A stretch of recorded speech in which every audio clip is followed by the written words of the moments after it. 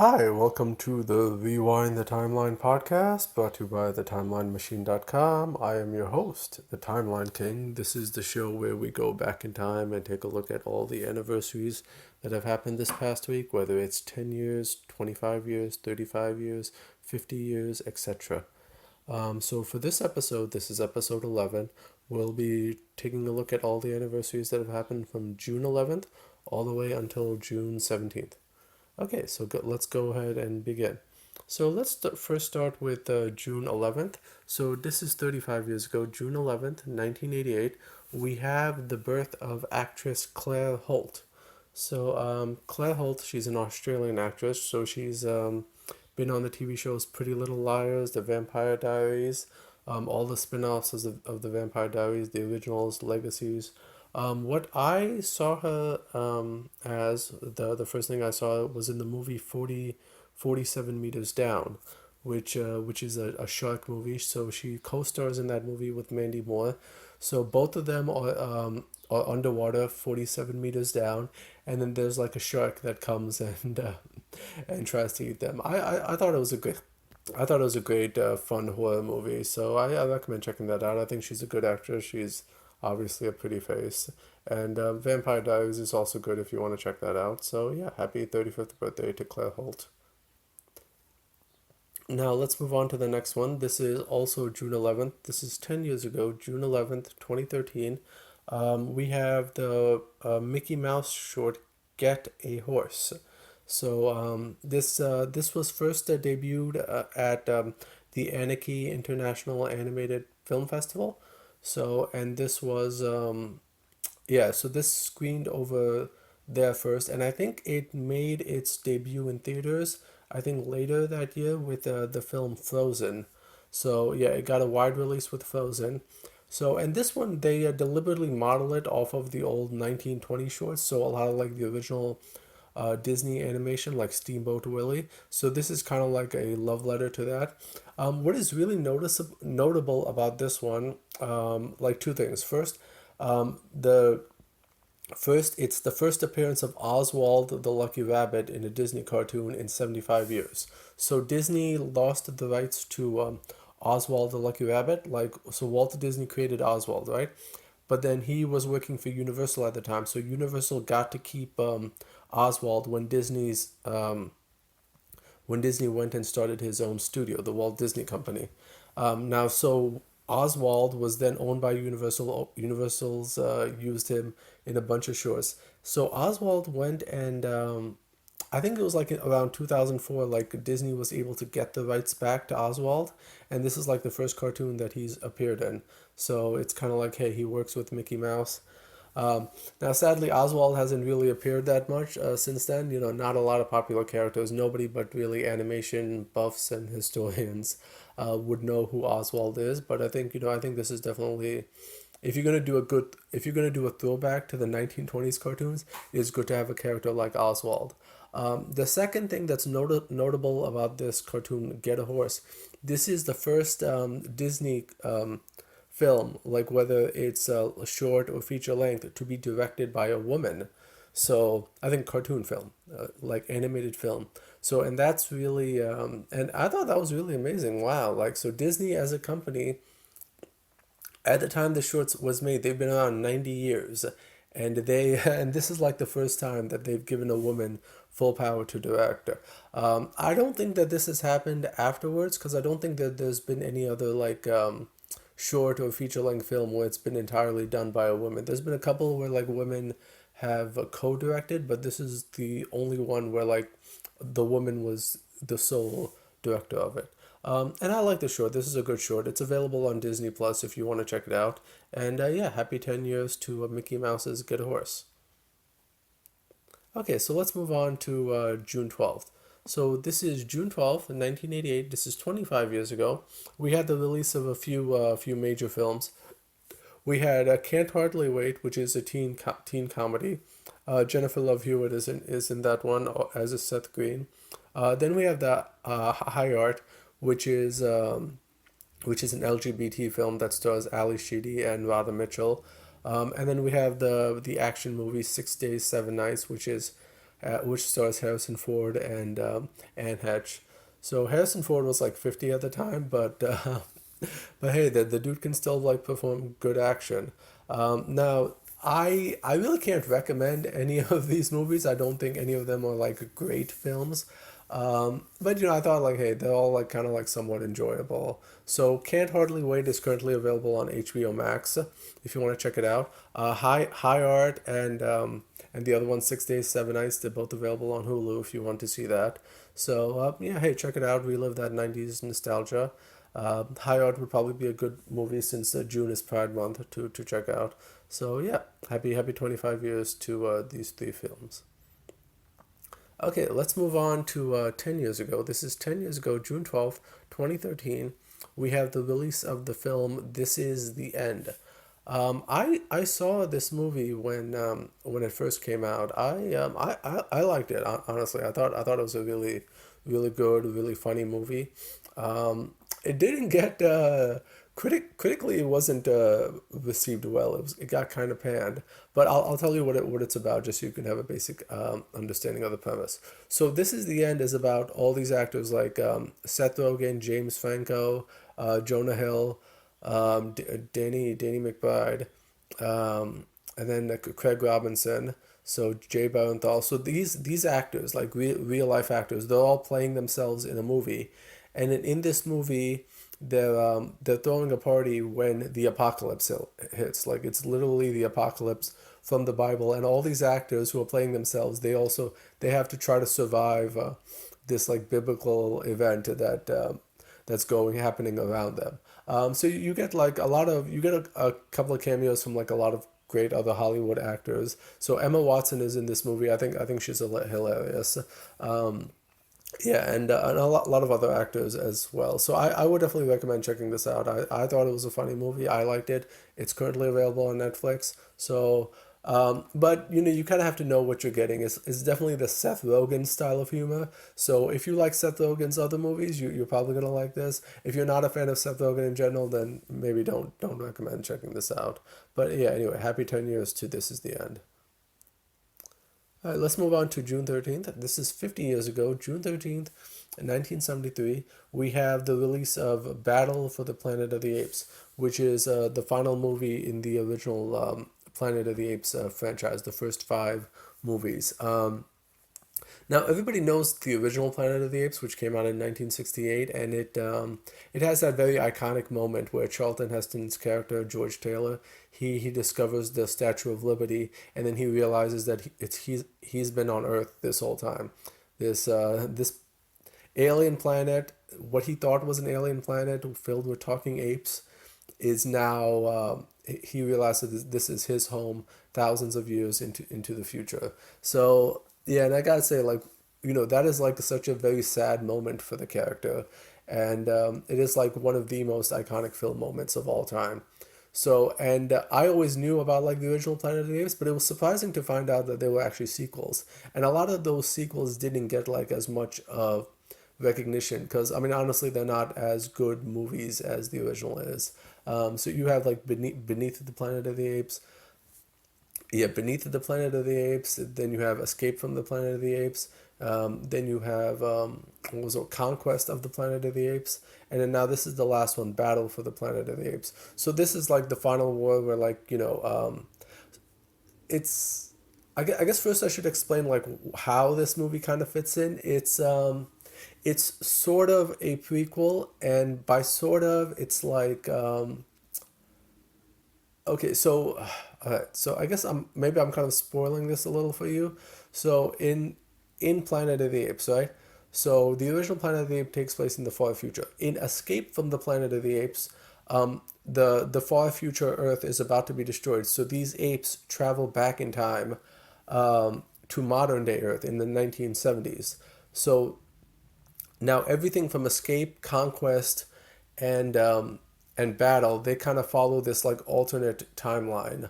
But the thing is, it might not be alternate because like the ending for Battle for the Planet of the Apes kind of leaves it ambiguous whether it's going to end up being the same future that Charlton Heston's character went into, or if it's just going to be a similar future.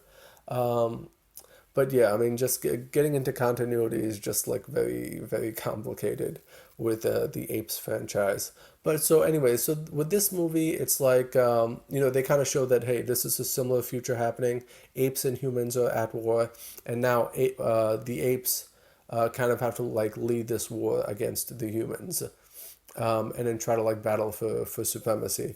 So in the end, they show that like humans and apes do get along, but they kind of leave it ambiguous. Like, hey, they're allies for now, but how long is it going to be? Is there going to be a future where it kind of leads up to the original? And yeah, so it's an ambiguous ending, but who knows? Who knows? Fans still argue to this very day. Is it part of the same timeline? Is it part of an alternate timeline? I think the writer of these movies said that he wanted it to be the same timeline, but a lot of fans kind of don't like or accept that idea. So it is what it is. But anyway, happy 50 years to Battle for the Planet of the Apes. All right, so let's move on to June 14th. This is 35 years ago, June 14th, 1988. We have the debut of the Marvel Comics character Alexander Pierce. So he made his debut on in the comic book Nick Fury versus Shield, #3, which was first on sale this day. Now, like this is such an obscure character, and really, like the only reason that his name gets notable now is because he appeared in the movie Captain America: The Winter Soldier, where he was played by actor Robert Redford. Um, Now, but the thing is, like this, the character Alexander Pierce in the comic books, he was a Shield agent, right? And he was an ally of Fury's. So in Captain America: The Winter Soldier, he's now the head of Shield, and he's against Fury. So it's like the movie character and the comic character, they have nothing in common except for the name. And yeah, so it feels like they just took the name of a character, and then they just like put him in without even thinking about it. You could have just given Robert Redford's character a different name, and really nobody would have cared. But anyway, if you wanted to know some kind of history behind where the character debuted, this is it. So happy 35th anniversary to Alexander Pierce. Okay, now let's next we go to this is also June 14th. This is 10 years ago, June 14th, 2013. We have the debut of the film Man of Steel. Man, I got a lot of thoughts about this movie. So I think my first thought is like, I guess I went through kind of some stages in this movie, right? When I first heard that they were rebooting Superman, again, right? So you have Superman Returns, which came out in 2006. That didn't do well in the box office. It was a bit of a critical disappointment, and even as a fan watching that movie, you want to see like Superman punch people. You want to see him have good action scenes, but in that movie, it's like they don't really do anything with the character aside from having him lift like a heavy island.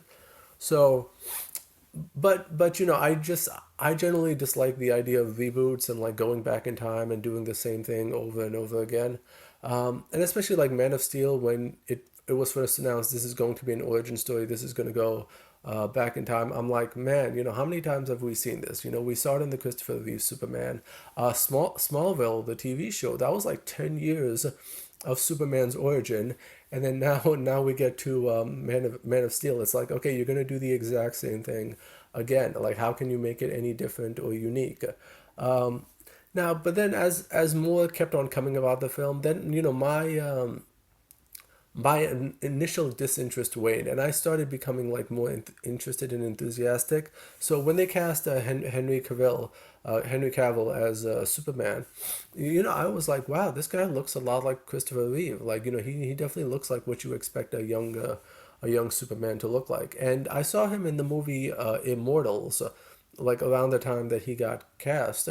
And I was like, wow, that's like a very, very good movie. I mean, Immortals wasn't a great movie, but at least like Henry Cavill's like action, like the way that he did his character, I can see him doing like action scenes very, very well. So I thought like he would be a good fit for the character.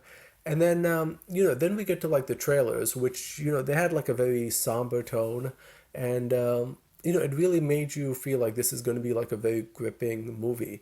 And then you find out like, oh, Christopher Reeve is going to be like sorry, Christopher Nolan is going to be writing the script, and then he's also going to be producing it. and you know, Christopher Nolan, I'm like a huge fan of his movies. I especially love the Dark Knight saga that he did, with like Batman Begins, The Dark Knight Rises. So those three movies I thought like were great. So I thought like, oh hey, if he can do what he did to Batman for like Superman, I think like this could be a great film. You know, Zack Snyder was hired to direct. I wasn't like a huge fan of Zack Snyder's movies. I felt like he's very much like an action guy and not like a story guy. So like, you know, 300 had great visuals.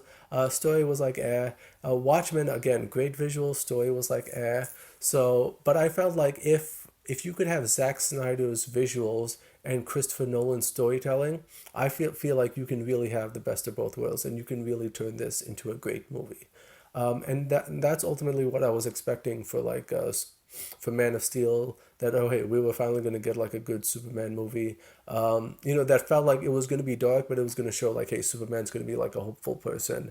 And then finally, like you know, more trailers came out. You know, I still remember like the impact of that the trailers had on this while watching this movie.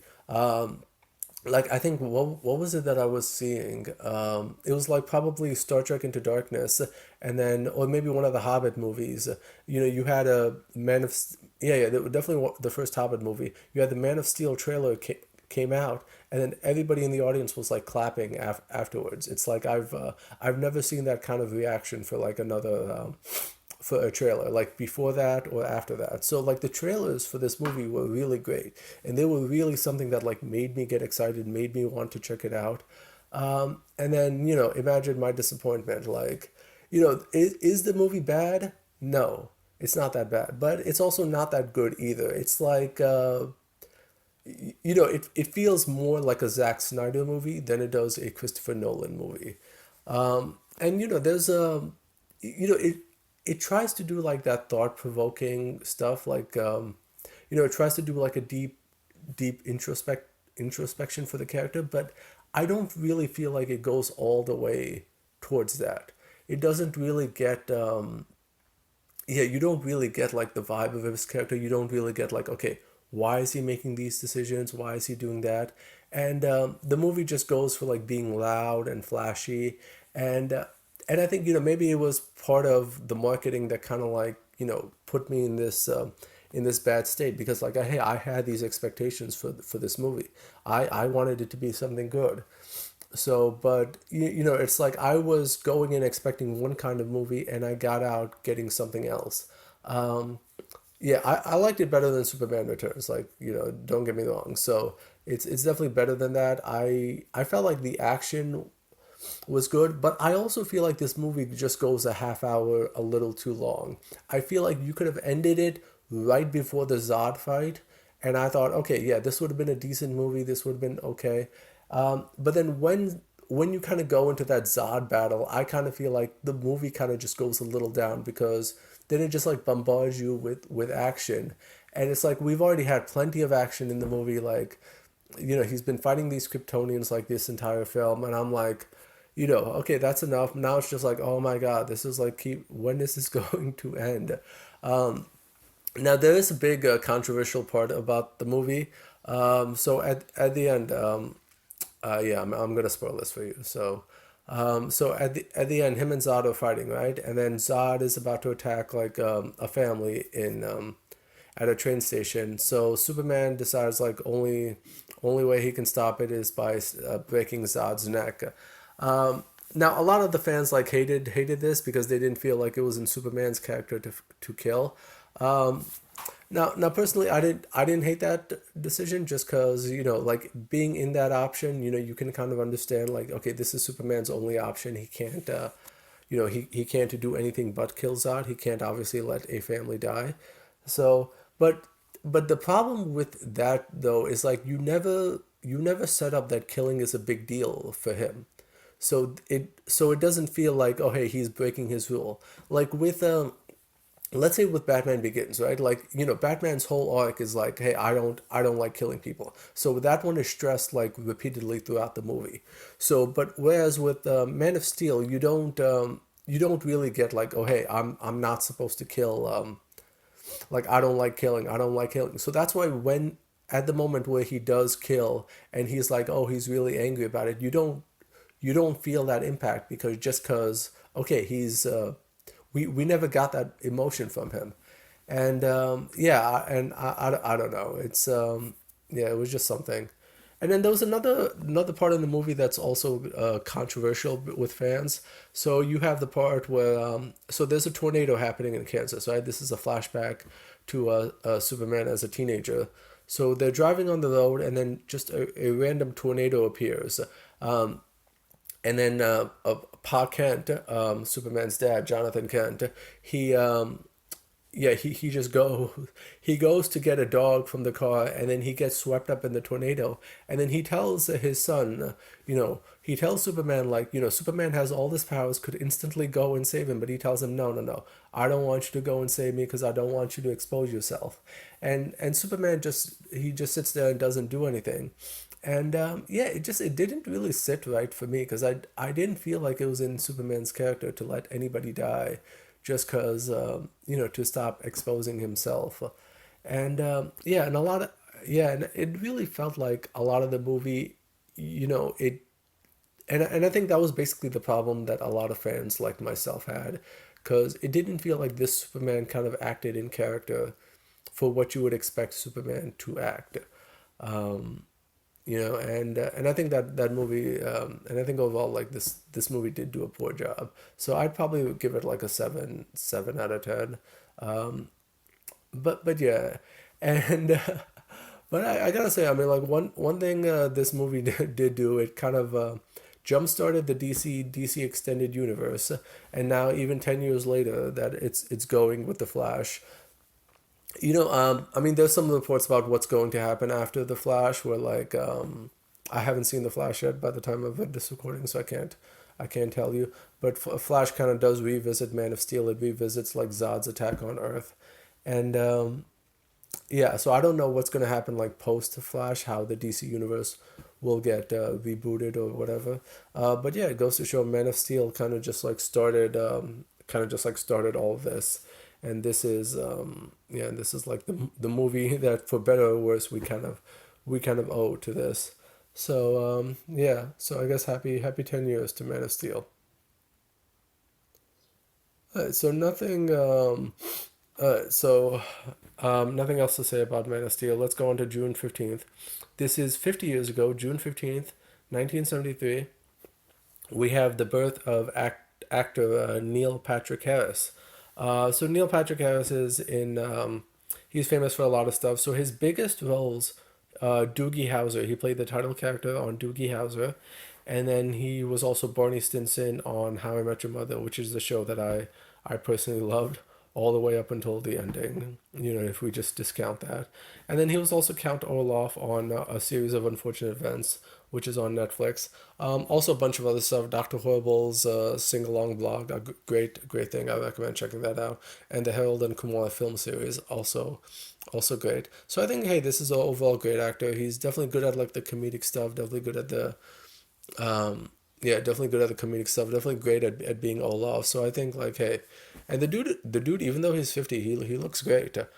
So he is what I also like is like his the times that he hosted award shows, like he hosted the Tonys at one point, he hosted the Oscars at one point, and both of them I were like, those were some of the best versions of the shows that I've ever seen. So I always like him. I enjoy him. I think he's a good actor. So happy 50th birthday to Neil Patrick Harris. All right, so nothing happened on June 16th. Let's move on to June 17th. This is 50 years ago, June 17th, 1973. We have the birth of film director Louis Leterrier. So Louis Leterrier, he's a French director. But he's done a lot of like mainstream Hollywood stuff. So he'd be famous for the films Transformers 2, The Incredible Hulk, Clash of the Titans, Now You See Me, Fast X. Um, and now, not a lot of them are good movies, though. But I think one thing I will really credit this guy on. This guy does action really well. like the scenes in like Incredible Hulk, and even like Transporter 2. Like some of the action in that movie is like really great. Like just his like I don't know how much he's responsible, or like his director of photography, the camera work or whatever. Like all of that is like really great. And yeah, and then like he also did like a Netflix show, The Dark Age, The Dark Crystal: Age of Resistance, which got canceled way too soon, let me tell you. But yeah, he did a great job with that. So yeah, so good, good director. Interested in seeing what movie he's going to direct. I doubt if he's going to direct the next Fast and Furious movie with the way that Fast X was received. Probably not, but I'm sure he'll come up with something. This guy, you can never keep a good director down. All right, happy 50th birthday to Louis Leterrier. Okay, so then also on June 17th, 35 years ago, June 17th, 1988, we had the film Red Heat, which stars Jim Belushi and Arnold Schwarzenegger. So yeah, this is like one of those Russian espionage movies. So back when like Arnold Schwarzenegger was doing like a lot of like mindless action movies, I thought this was okay. But hey, if you want to check it out, I think it's an okay movie. Obviously not one of Arnold's best, but it is what it is. So yeah, happy 35th, 35 and happy 35th anniversary to Red Heat. Okay. And all right, so let's now that we're done with all the anniversaries, let's get into a couple of the news that happened. So we had a couple of deaths this week. So on June 12th, we had first the actor Treat Williams passed away. So and then we also had the comic book artist John Romita Sr. So now Treat Williams, he's been on a bunch of stuff. I personally knew him as on Everwood, where he played Dr. Andy Brown. So, but I think a lot of like older audiences would know him for the films Hair and 1941. So he's been nominated for a lot of stuff. So the guy died in a very sad way. So he died in a motorcycle accident. So there was another car that made a wrong turn and then hit him. So he was like 71 when it happened, and he was yeah, and then yeah, it was like very sad, sad thing to see. Although I do have to commend the guy, like being 70 years old and still riding a motorcycle. He's living like every guy's midlife crisis. So and yeah, Treat Williams has been in a bunch of famous stuff. He was originally Danny Zuko in the original Broadway run of Grease. So, and then he had recurring roles on a bunch of shows like White Collar, Chicago Fire, Blue Bloods. Yeah, so he's definitely done a bunch of stuff. But hey, I'll always know him for the TV show Everwood, which is a great 4 seasons of television. Though I would really recommend checking that out for anybody who can find it. So all right, and then let's move on to John Romita Sr. So he's a comic book artist. So and he's like one of the artists for the Silver Age. So he's best known for his work on the Amazing Spider-Man. So but he co-created a lot of characters for Marvel. So he co-created Mary Jane Watson. So John Romita Sr. was like the first artist to like draw Mary Jane fully. Now, Steve Ditko was the co-creator of Spider-Man. Now, after Steve Ditko left, John Romita Sr. like went and took up Spider-Man. So now, as Stan Lee knew that Steve Ditko was going to leave, so he kind of had John Romita test his Spider-Man work. So he did. John Romita did 2 issues of Daredevil that guest starred Spider Man, and that was kind of like supposed to be John Romita's like trial run for like, oh hey, can he draw Spider Man in a good way, and hey, John Romita obviously did a good job, and then that's how he ended up, drawing the Amazing Spider Man full time. So yeah, now he died like in on June 17th. So like the dude lived a good life. I met him a couple of times at comic conventions. I think he's a great guy. He's very nice to his fans. He's always yeah, he's always like good and easy to talk to. He has like a bunch of great stories, and I think and I think like his art will always be remembered. While Steve Ditko did create Spider-Man, I think like John Romita's style and his artwork is really like what really propelled Spider-Man to fame.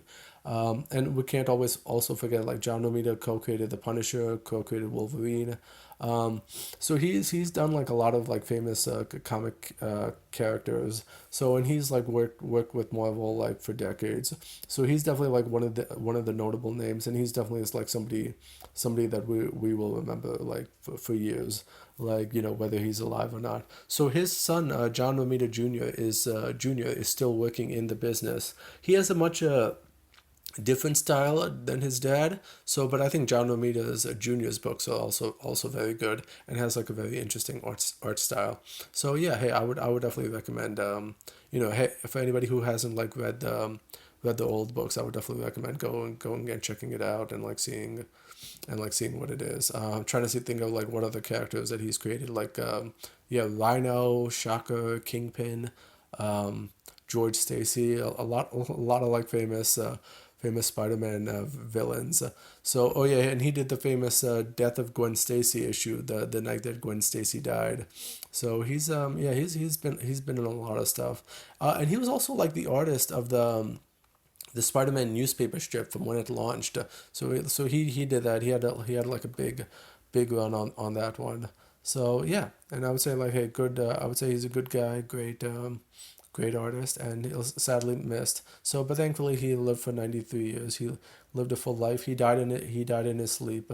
So yeah, he died in his sleep. So hey, there's nothing that's bad about that. And yeah, well, he will be remembered. Rest in peace.